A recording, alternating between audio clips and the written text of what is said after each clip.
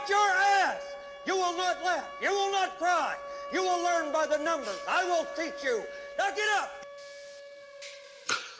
Oh, hello there. Look at you, you lucky dogs, with this embarrassment of riches. 2 Roads to Liberty podcasts in a single week. What? Oh my, it is Friday. Time for another exciting episode of Hobbservations on Roads to Liberty. Yes, it's the first Hobbservations of the new year and the first one in a very, very long time. And of course, I am pleased to welcome to the show once again, good buddy Ed Black from I Survived the Caliuga. Ed, it's good to have you back on, sir. How are you this evening? Doing terrific, man. It's good to be back on. This is time number 4. I think I've been on the show. So, yeah. Japanese consider that unlucky, but let's make it a good one. Hell yeah. And speaking of an embarrassment of riches, this year's SHOT Show was actually a lot of interesting things came out. So I figured we'd just sit down and kind of talk about some of the more interesting things that came out. Over the past decade or 15 years or so, SHOT Show has gotten a little bit homogenized, a little bit boring. It seems like everybody's making an AR, everybody's making a 1911, everybody's making Glock parts, and it just kind of got a little bit tedious. And I think that the industry caught up to my point of view, and now they're like, hey, let's do something different. And different they did. So, before we jump into my little list that I sent to Ben here, I don't know how closely you followed the news of it, but did you see anything that jumped out at you from coverage this year? I saw a whole bunch of guys that were basically trying to make compacts like 365 analogs to try to compete with that. That was kind of the thing that jumped out at me. And the 2011 is apparently super popular now. People are starting to kind of break into that market. That was the 2 things that jumped out at me. And then there's of course the Taurus is releasing their next exploding Wonder 9 that may or may not be safe upon launch. Who knows? Yeah, well, it remains to be seen. The thing about Taurus that's always kind of it doesn't interest me, but it's always been just something that I kind of hold in the back of my head is that when their guns are good, they're good. And when their guns are bad, they are bad. And there is almost no middle ground at all. Yeah. And they just have these wild fluctuations in quality control and quality assurance and customer service and everything. People they'll talk about the Taurus lifetime warranty, your gun shouldn't break in the first place. Yeah. That was the old joke about Taurus is as soon as you bought one, just send it right away back to the manufacturer and be like it's broken, and then they'll fix whatever defects didn't make it past QC. Yeah, exactly. It'll be sent back to you like, oh, this is actually a good gun now. Yeah. It remains to be seen whether the new one they got, I can't even remember what it's called, but it looks like a Hellcat pretty much. The picture they had at the SHOT Show website actually skewed it a little bit, so the pistol actually looked like it was pre-bent. I don't know, that was just like a weird trick of the eye or something I noticed, but it looked almost boomerang shaped from the barrel. I was like, this doesn't seem right. But who knows? What did you notice as far as what jumped out at you? All right, so the first thing is it seems like Keltec must have let the cocaine choo-choo pass them by this year, because the only thing that they released was some optics-ready slides for their new P15, which is also kind of in that slim, high-capacity 9mm. Yeah.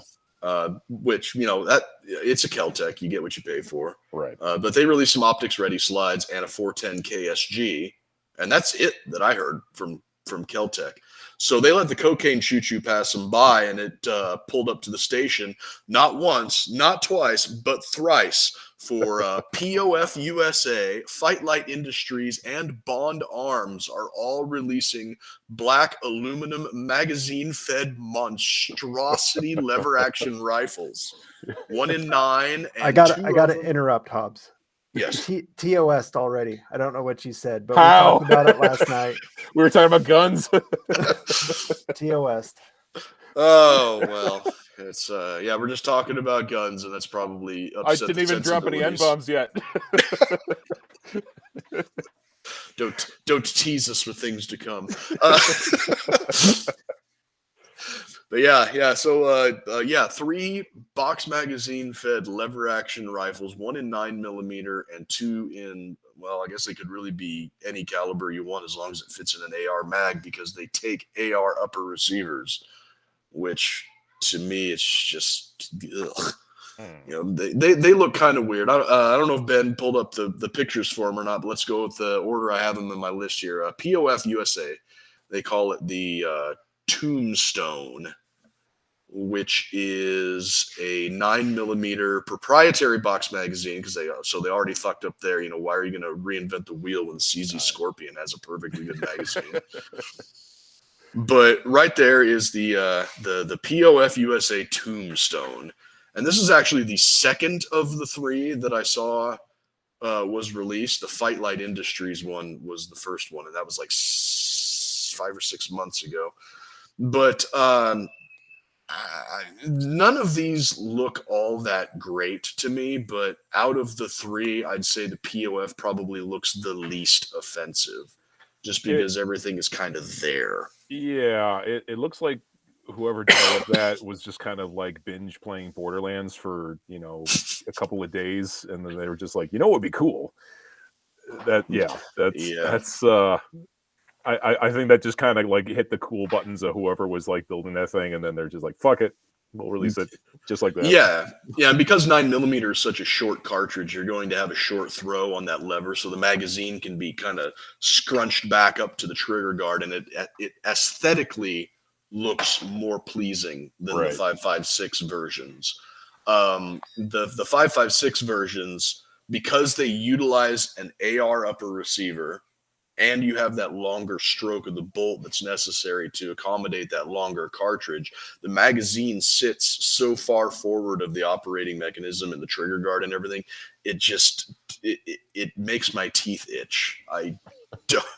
I don't want to look at any of them, but those 2 are the more offensive. And the fact that, again, it uses the AR upper receiver, you still have all of that architecture there with the charging handle and the unnecessary height over bore that you wouldn't need anymore because you don't have a reciprocating tube in your buttstock. And all of it is just like, if you're going to do this, do it right. Do it from the ground up. Don't try to utilize ARs. I know that you're going to try. I know that utilizing AR seems to be the most fiscally and aftermarket support choice to make, but avoid the temptation, man. Common use. Yeah. They're really trying to hit that hard. Oh, God, and you know, I would love a box magazine fed high pressure, high power Spitzer cartridge lever action rifle just for GP. Yeah. But it looks like shit. It really does, compared to some of the Mad Pig Customs and the Chisel manufacturing modernized lever action rifles that just have that sleek appearance. These just like somebody will buy them, and more power to you, but I don't have that kind of disposable income. I know at least 3 people that would buy that just on the Borderlands aesthetic alone. I can guarantee it, just right off the bat. Like, all right, I love that game. So there's a market for it. It's a small market, but it's there. Right, and it also probably has an appeal for people who live in semi-auto restricted states too. Sure. So you gotta help those people out too, if they can't move.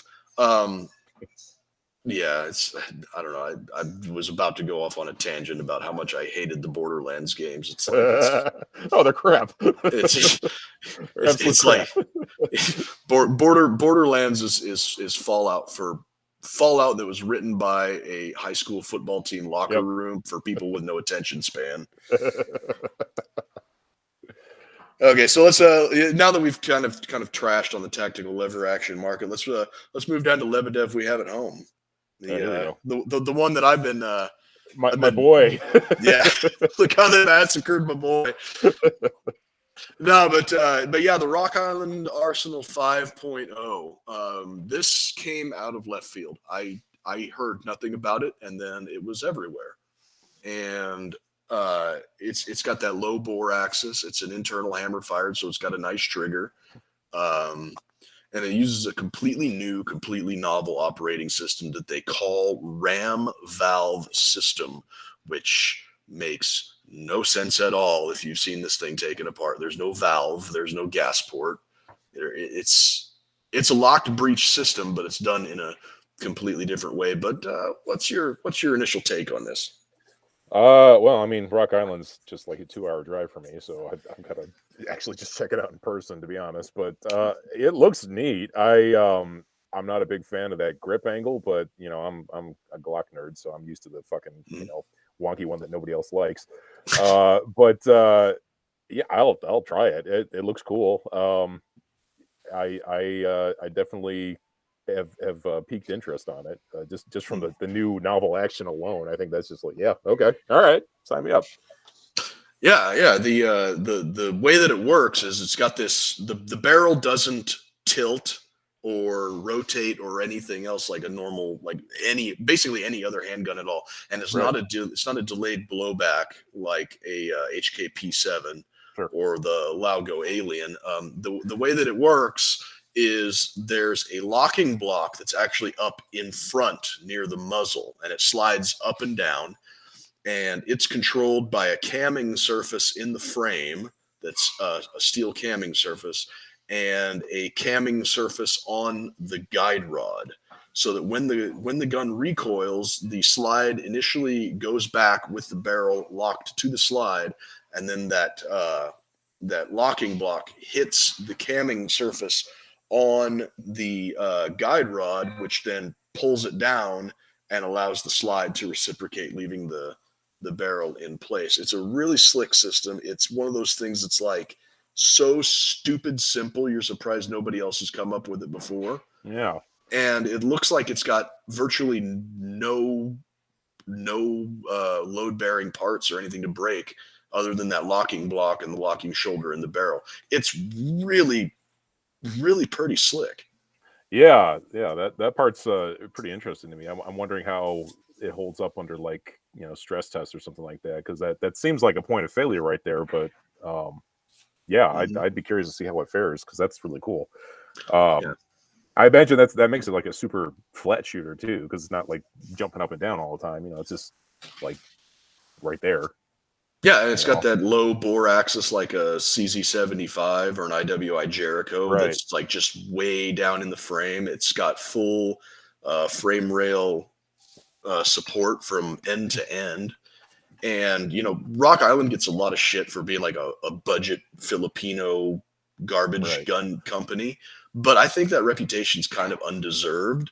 Every Rock Island that I've ever dealt with has been made to a pretty decent standard. And funny enough, the slickest slide to frame fit action that I've ever felt has been on a Rock Island that we got at the gun store I worked in Georgia. It was a compact 1911. And of course, you know, it was a brand new gun. It was like it wasn't even a compact 1911. It was like a compact 2011. And the frame was like one piece. There was no grip panels. It was all machined as one solid piece. And I pulled it out. I'm like, oh, this is kind of interesting. I went to rack the slide, and it was like ice skating on a piece of oiled glass. Oh, wow. Everything was just like, and I'm like, holy shit. And I handed it to one of my coworkers, who's this elderly guy. He's retired. He just came in and worked a few hours every day. He's a gun snob. And I'm like, Dan, run the action on this thing. And he runs. He's like, holy shit, what the hell? You know, it was crazy. So if this gun is being made, I believe he said in the video I watched, the guy said it's being made in either Utah or Montana. Yeah. So it's going to be American made, brand new novel design. And if they can get that degree of quality control that and the combination of how novel and interesting the operating system is, I think Rock Island has a contender. And for a sub 1,000 street price, this thing is going to give the CZ Shadow, the Laugo Alien, and all these other like high-speed, low-drag race guns a real run for their money, I think. Yeah, I'm curious to see what it's capable of once it comes out. Is it out already, or is it this year? It should be this year, I think. If not, Okay. it might be already out. So I'll keep an eye on it, and I know you will too. Yeah. Okay, so moving down in the list is the gun that I have been cyberbullying FN to make since the 509 came out, and that's the 510 and 545 tactical.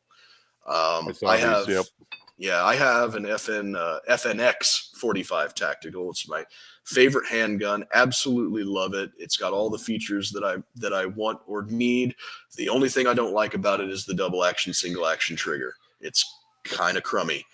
And nobody gives any type of aftermarket support for it, no matter how much I've been cyberbullying trigger companies to do that either. So FN decided to make their first 10 millimeter and their first striker fired 45. It's got a lot of the features of actually it's got all of the features of the 509 tactical, which is going to be optics ready, extendo magazines, suppressor height night sights, threaded barrel, Picatinny rail on the dust cover, ambidextrous everything. And I think that this is going to be the thing that I take my FNX in and do a trade up. What do you think? Oh yeah, for sure. FN's one of those things that like if it weren't for the limitations of availability for like aftermarket parts and just general replacement shit, I would probably have an FN. Obviously I me, I gotta go with my Glock all the time, but that's mostly just a practical consideration because it's so ubiquitous. But I love FNs. I have no issues with them. It's a terrific piece. I think that's a good selection that they made. Yeah, it's one of those things. It's like FN. They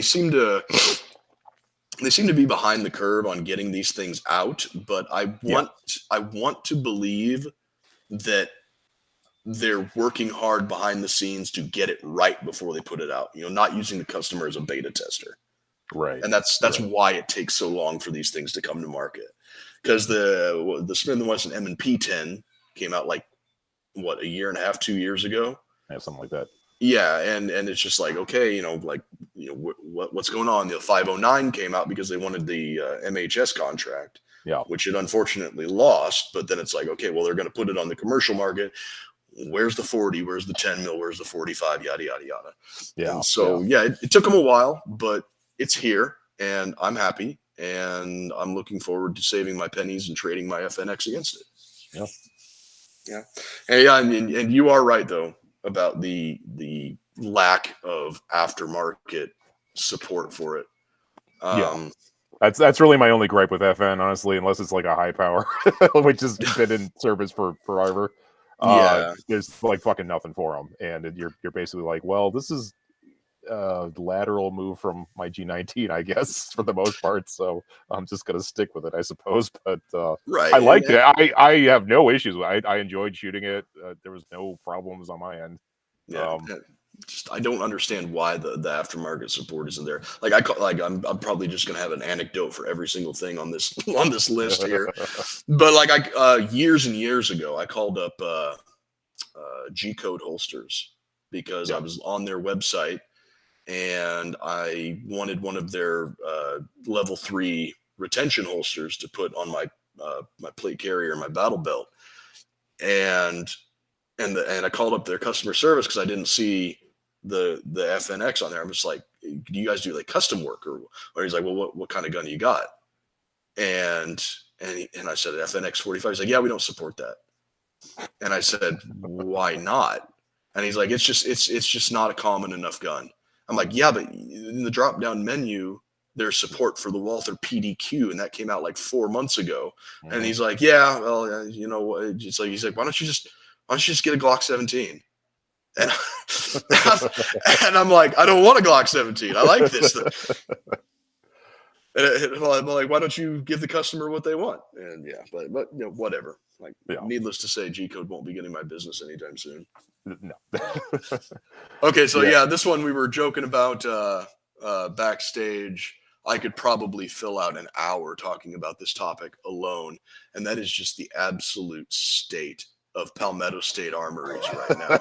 Like, I don't know where they get the capital. I don't know where they get the material. I don't know where they get the manpower, the ideas, the infrastructure, the machine. I mean, these guys are, it's like they've got the Star Trek replicator, and they're just like computer, STG-44. And it just like, yeah, there you go. No, and I kind of buried the lead there. But yeah, so PSA is coming out with a fucking ton of interesting things this year. The one that got the most attention is they have licensed the rights from Hill and Mack Gunworks to finally put the, not necessarily a direct clone, but as close as you're going to get to the STG-44 into serial production. Go on. So Hill and Mack Gunworks is a company that popped up in the scene something like 5 years ago, and they were going to clone the STG-44. Now, it's not a direct clone. A lot of parts are not going to interchange with the originals, obviously. Right. But it externally, it looks exactly like an STG-44. Internally, it is damn close, minus the giggle switch.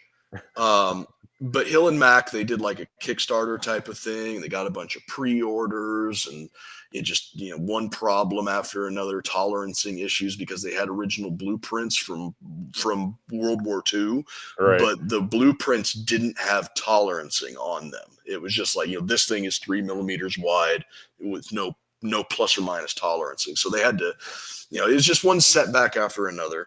And a lot of people got pissed. A lot of people pulled their pre-order money back, and it looked like this thing was not going to happen. Well, Yeah. Enter Palmetto State Armory with all of their infrastructure, and wham, bam, thank you, ma'am. The STG-44 is coming back to market. The guns are going to be if you're watching right now, you can see it. It looks just like an STG-44. It's going to be available in 5.56, 300 blackout, 7.62 by 39, and the original 7.92 by 33 Kurtz. Jesus.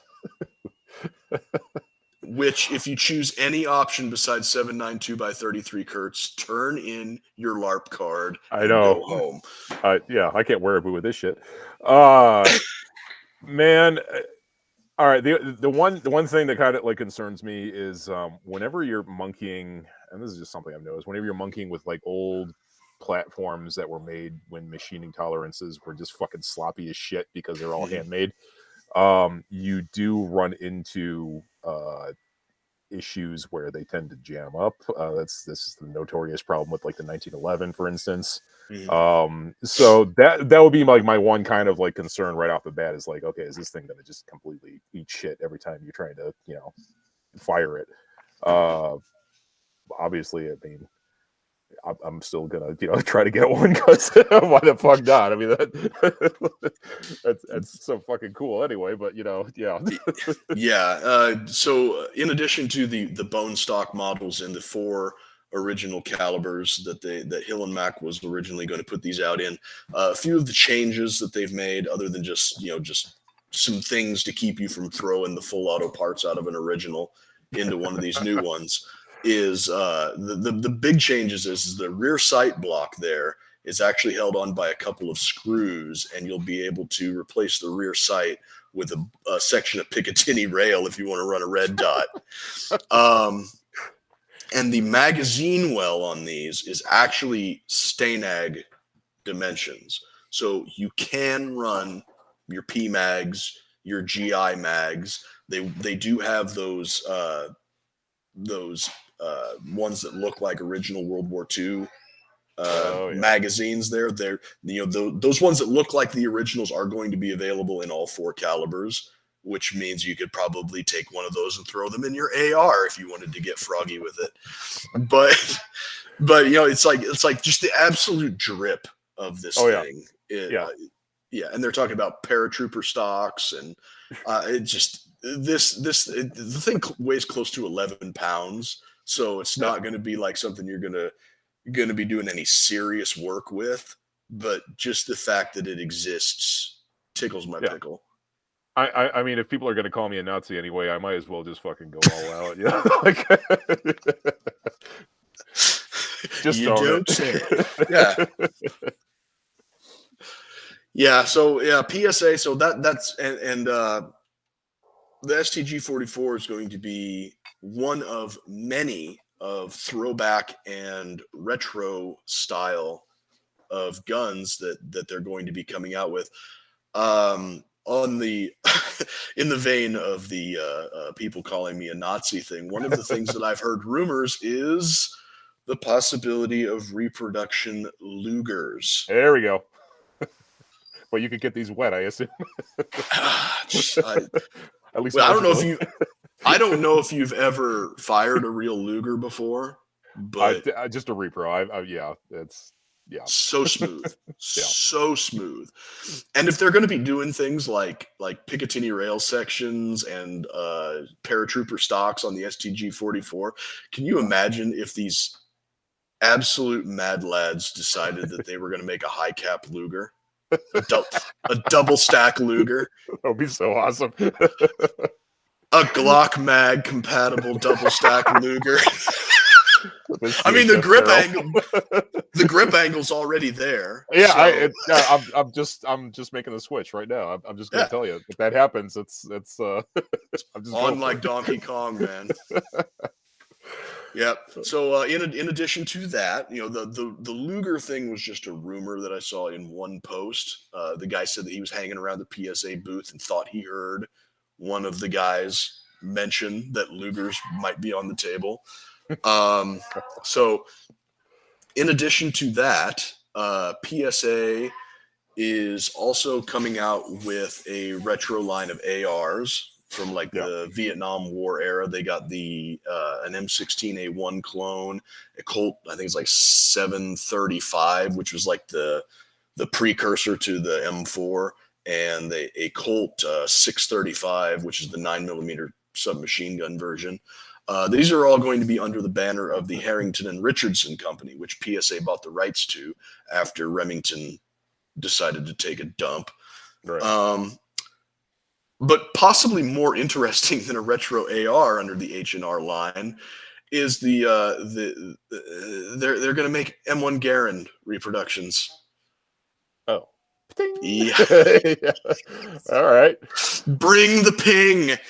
Oh man, yeah. So if you've got the rights to the Harrington and Richardson name, you might as well start making the Harrington and Richardson catalog. H&R made M1 Garands, H&R made M14s. I mean, if you can crowd Springfield out of the market, then fucking do it. The M14's a lousy service rifle, but just stick it to Springfield. Yeah. I saw it was a Collier Noir video where they were testing whether muscle density affected your ability to shoot an M14. They had some bodybuilder that was firing the M14. He was like a flat shooter. Then Collier gets to him. He's like, I'm really tired after like 3 rounds. This fucking sucks. Why did they make this? Yeah, I used to have arguments with one of my old Army buddies all the time. He thought that the M14 and the Springfield XD were like the pinnacle of combat technology, and I'm just like, bro, the Springfield Armory of today is not Springfield Armory of Springfield, Massachusetts, not the government arsenal. It's in Geneseo, Illinois. It's just a name. Chill the fuck out. Will you do everything worse in this state? Oh god, yeah. So PSA's doing that. They've got their Rock 5.7. They've got their Dagger line is the Glock clones that they're coming out with. It's like a third the price of a factory Glock with all the bells and whistles you want. I'm definitely interested in that one, because if I could just run that as a training pistol for that alone and just save my wear and tear on my regular carry, I mean, that right there is like, all right, done. Yeah. It's a good pluck and chuck gun. Even if it's half as reliable as a factory Glock, that's still something. Right. For like $200 as long as bucks. Yeah, if it like feels the same and has the same like manual of arms pretty much, because it's literally just like a fucking Gen 3 pattern, right? Like it's Mhm. nothing really different about it, Yeah, I'm gonna just practice with that. Yeah. It's like a boken, Yeah, exactly. Let's hear. So I don't think there was anything else from PSA. They got like a new high end AR line that they're coming out with called the Saber line, and they got some other stuff too that they're coming out with. But it's mainly the reproduction things. Um, they they got the Spiker, the Type 56 Chinese AK with the folding spike bayonet. And like all of these retro guns are going to be part of their battlefield line, as they call it, and I'm here for it. Oh fuck yeah. Modernized retro guns to me make me feel ways that only naked ladies should. Exactly. Yep. All right, moving down the list here. This one will be really quick. Midwest Industries came out with a line of AK furniture that they're calling the Alpha.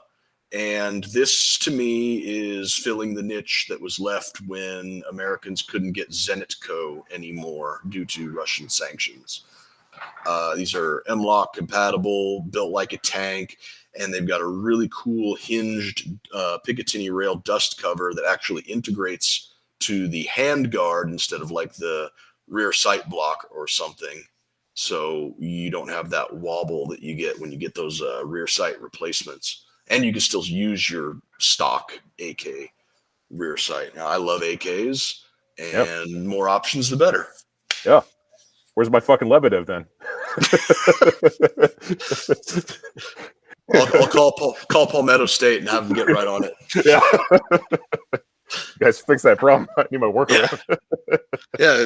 If anybody's going to bring that gun to market, it's going to be PSA. Just take a big fucking hit off a crack pipe and be like, why not? Yeah, just do it. Yep. So you're moving down here. Another thing that's near and dear to my heart is and always will be shotguns. Oh yeah. And a company called JK Armament has come up with a new shotgun suppressor. Hello. Yeah. So I watched the video on TFB TV, and the thing is ridiculously light because it's made out of solid aluminum. And they're getting away with making it out of solid aluminum because the interior bore geometry of it has like a forcing cone that narrows the pattern in the wad before the lead leaves the wad. So it just forces it down, and like I said, the entire thing is made out of aluminum. So it's stupid light, it's stupid quiet, and I want it badly. Yeah, that sounds pretty terrific. Does that cause any like serious wear issues over time? Would that create a geometry because you kind of pinching everything in every which way in that silencer, right? They said in the TFB video that I watched on it, they said that they had that particular can out at Industry Day on the range, and they were firing it through a Genesis 12 gauge, which is like it's a short recoil operated upper for a DPMS pattern AR-10 lower. Yeah. And they had literally thousands and thousands of rounds through this 7.5-inch full auto short barrel rifle or short barrel shotgun. And they took it apart, and there's literally no wear on that internal baffle. Yeah, exactly. So, yeah, I'm here for it. Anything that makes 12 gauge a more appealing option for literally anything is going to be like, it's going to get my antennas perked up. Oh yeah. Yeah. So that's about all there is on that one. Moving down the list, we're kind of cooking through here. Holosun's nailing it. Just in general, they're like the PSA of optics, I guess, just coming out with all sorts of cool new shit and throwing whatever at the wall and seeing what sticks. The big one that came out was their night vision and thermal sights, and we talked a little bit about this last week on the show. But yeah, you're talking like a sub $3,000 high definition thermal sight on your gun. Like how? Recycled PS3s. I don't know what Chinesium is doing over there. You know, I made the joke that the Chinese are buying our left behind shit in Afghanistan from the Taliban, taking it back to China, reverse engineering it, and selling us back worse copies of our own shit.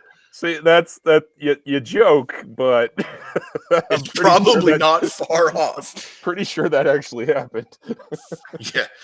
Yeah, we do know that Russia is in talks with the Taliban to do something very similar to that, but for not to reverse engineer and sell it back to us, but to throw it at our and throw it at our own troops in Ukraine. Christ. But, yeah.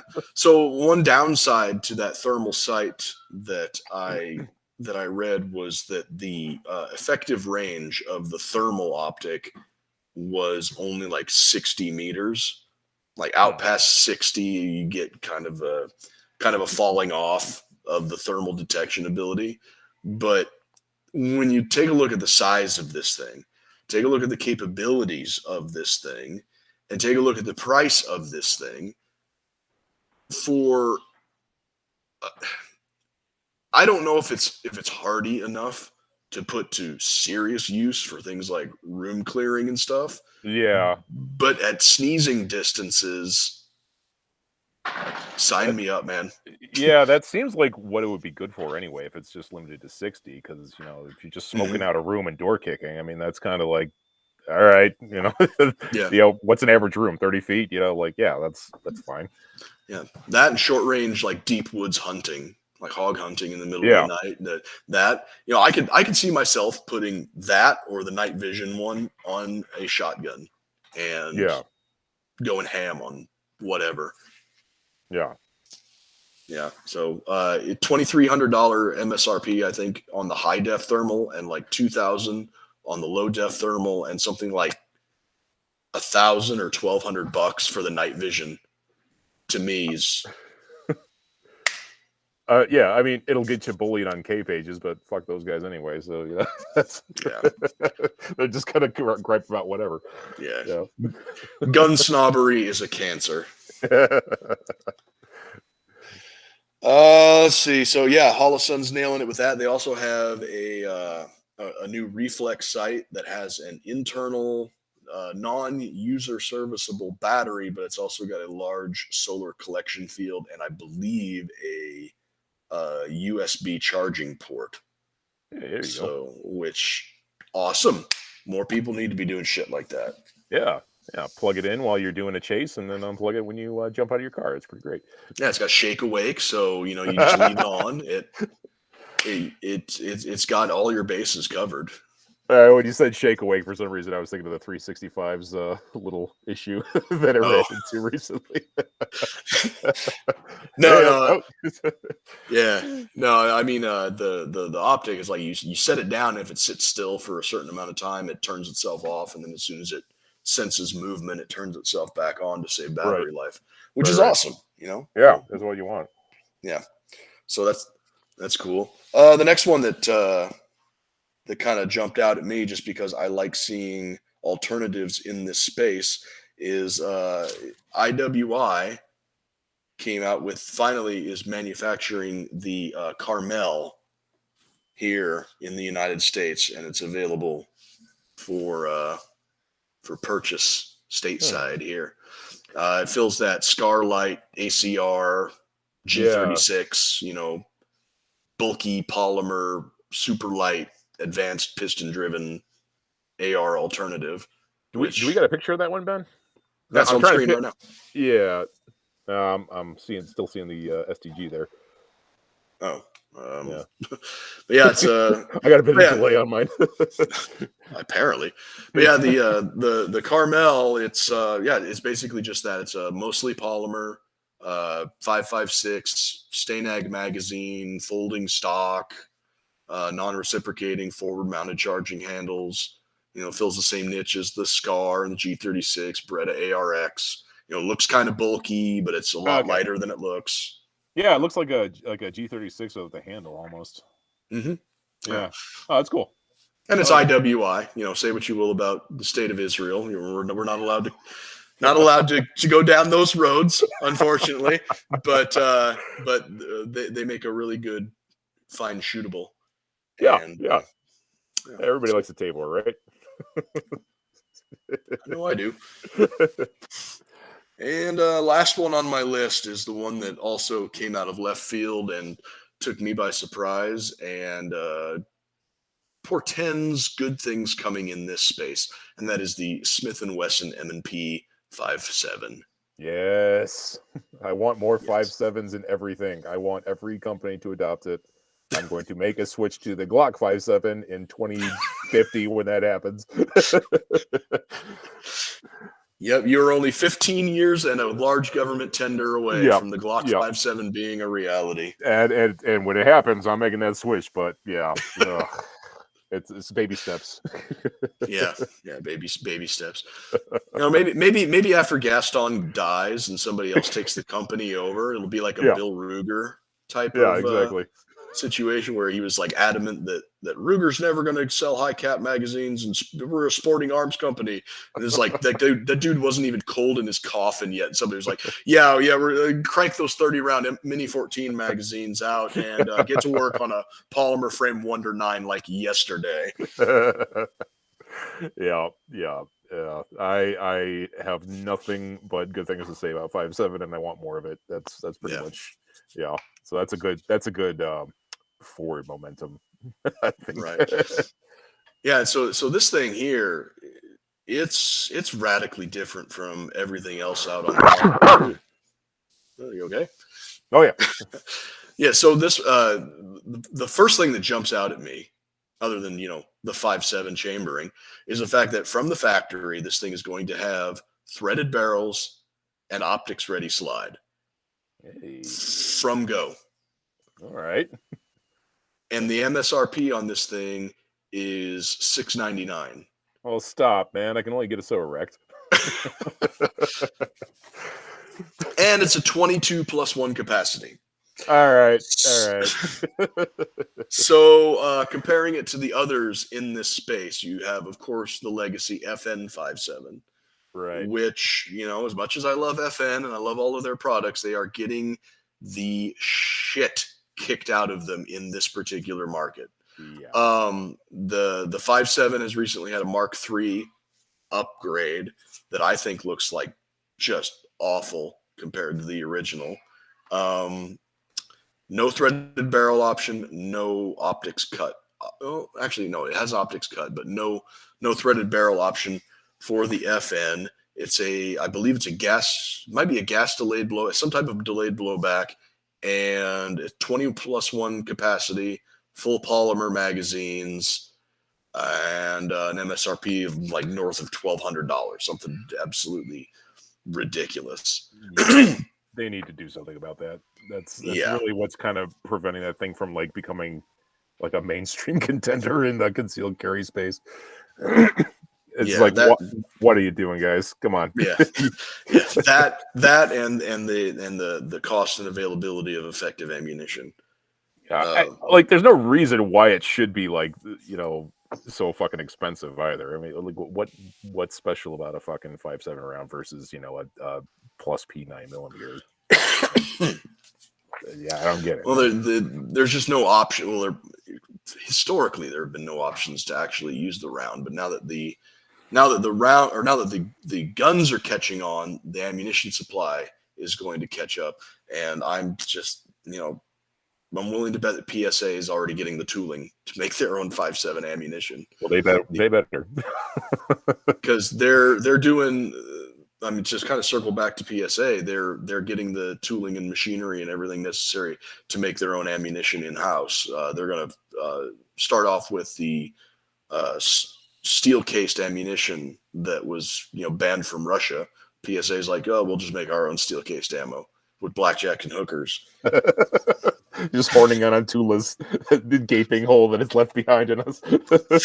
Exactly. So I'm sure that they've got their own 5.7 model, the 5.7 Rock, and it would just make sense for them to just flood the market with cheap 5.7. I mean, even can you imagine a steel-cased, polymer-coated, full 40 grain FMJ from PSA?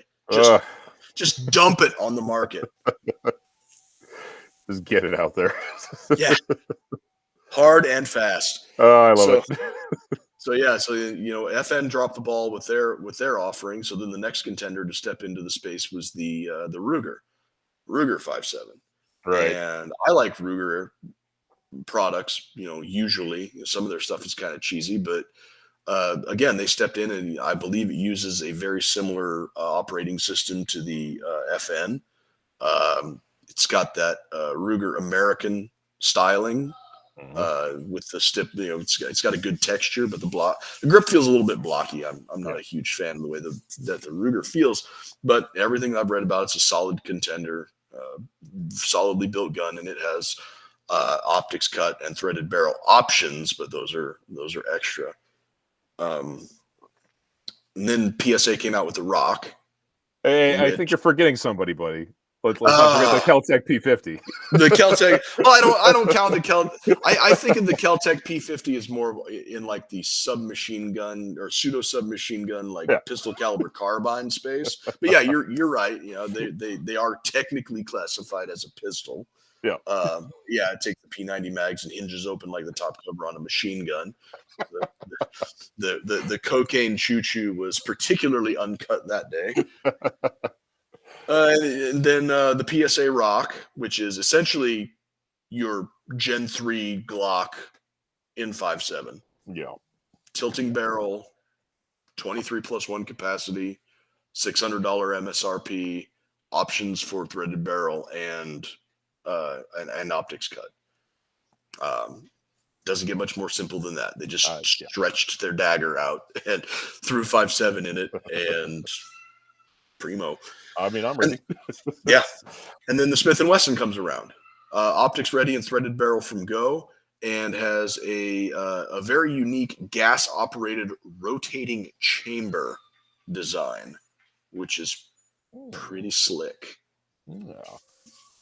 I seem to recall the first time I came on this show, actually, you and I talking about 5.7 being like the next like new hotness. That as soon as that like got adopted by more companies, like it was pretty much game on. Yep. So I think we might actually be at the dawn of that, which is pretty freaking cool. I like that a lot. I want more companies to adopt 5.7 as a round, because it's better than everything else in the comparable range. Like, why the fuck wouldn't you?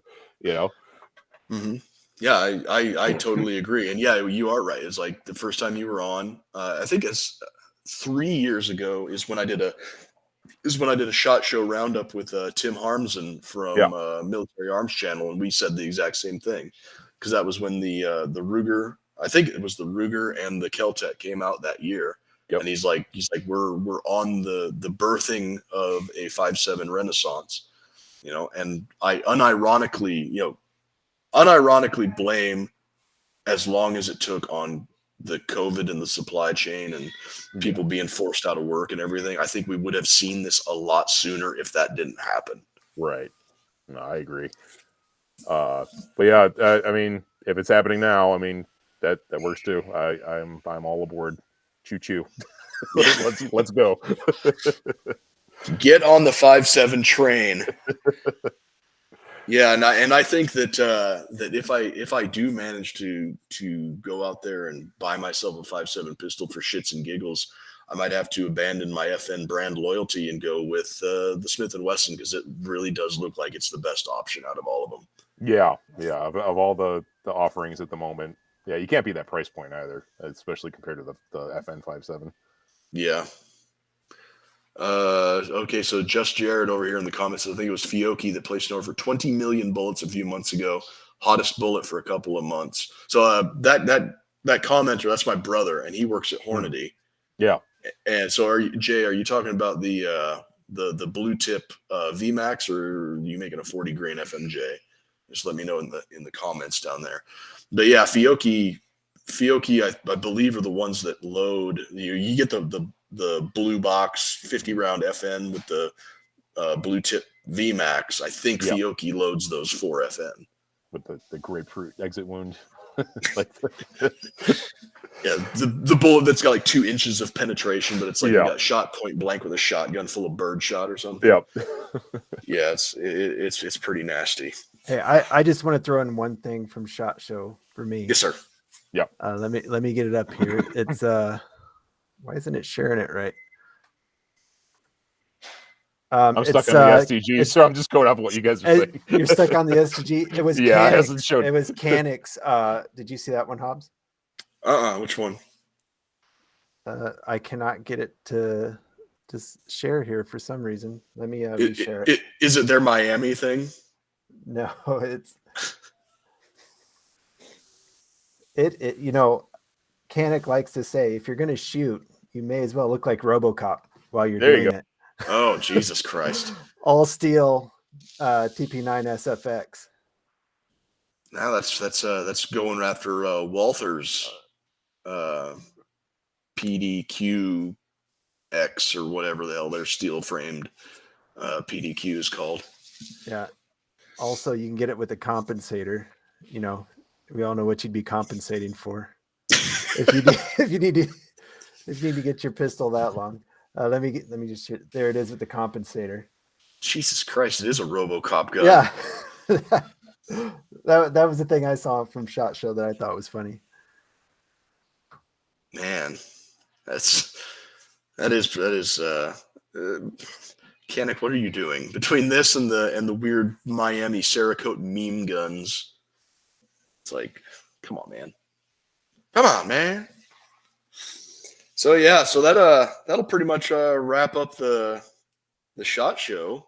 And Ed had a technical difficulty. He dropped out.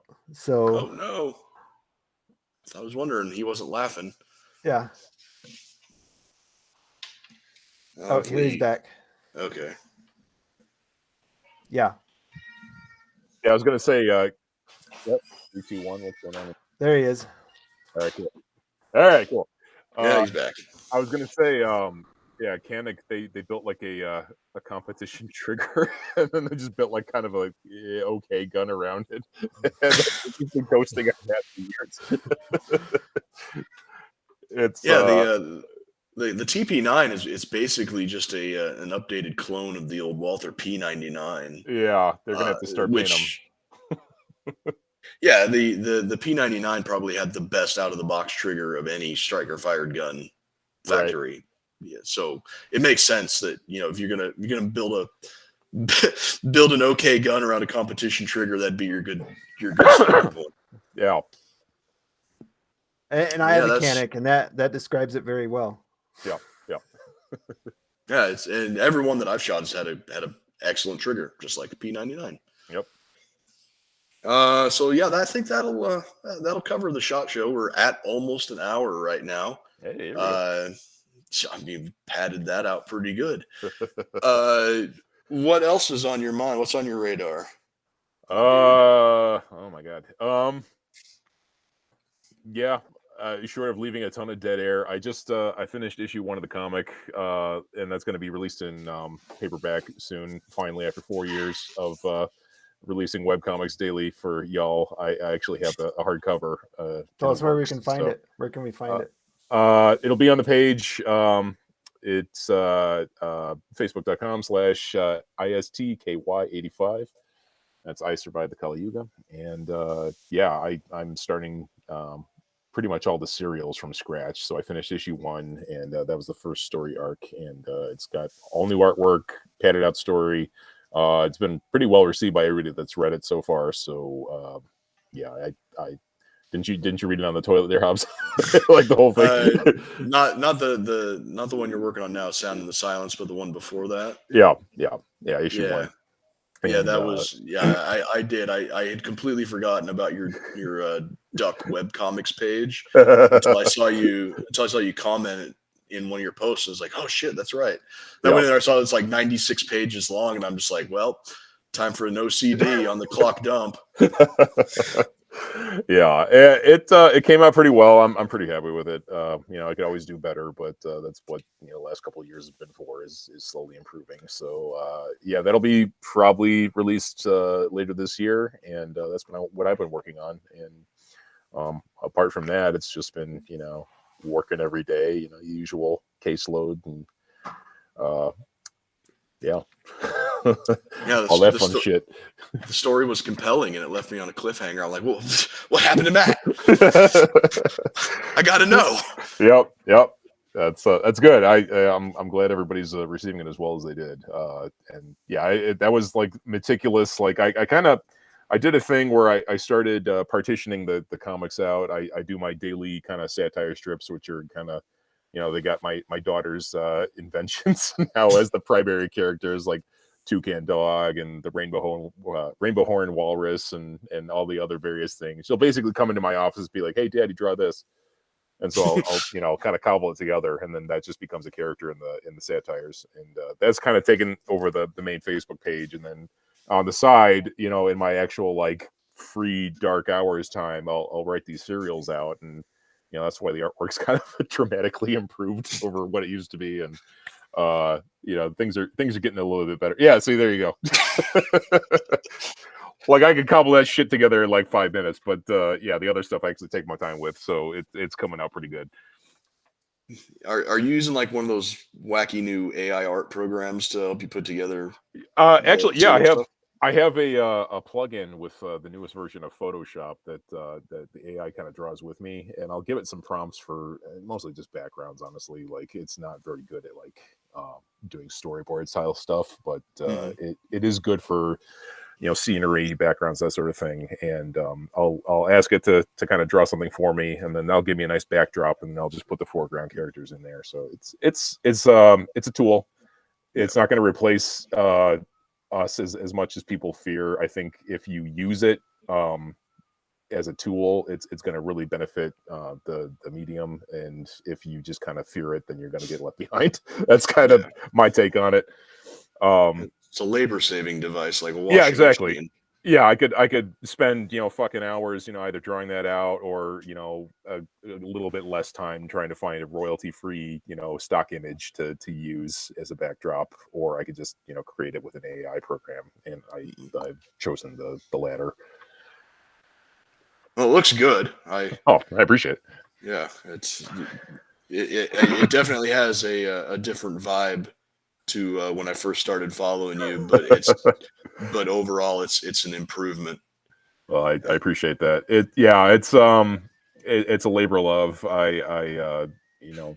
I've been doing this for a couple of years now, and I started off basically with crappy MS Paint drawings, and now I kind of worked my way up to something that looks halfway presentable. And I can release it as a hardcover finally, and not be like, "Don't look at me," I'm sorry about this, guys. So yeah, that'll be available soon, and yeah. Apart from that, just keep going to the page for my daily serials daily satire strips, and you see all the shenanigans that happen there. Yeah, Ben's got them on the screen there, so you can see they're memeable. You can save them and post them. Yeah, and when I see you announce the book is ready for order, I'll definitely be sure to drop an ad for it here, and maybe we'll have you back just to talk about that. Oh, I appreciate it, man. Yeah, I'll give you a signed copy. Oh, awesome. I'd be content with just being a character. Don't worry, I got your reference photos. That's yes, awesome.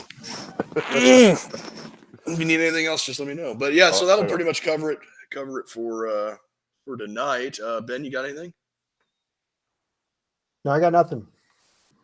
All right then. Well, this has been first observations of the new year, talking with Ed Black. Thank you everybody for joining. We didn't get as many people commenting over here tonight. I guess it's first thing that we've done in a Friday. Fridays are kind of dead. For example, when we go live on Rumble, it gives you a number of which live stream you are, and usually we're in the hundreds. And tonight we were like number 28. I just don't think there's many people doing stuff online on Fridays as far as live streams go. People with their social lives going out and having fun. Yeah, save that for Saturday, you plebeians. All right, but yeah, for those of you who decided to join us tonight, thank you very much. From me, Ben, and Ed, y'all stay honky.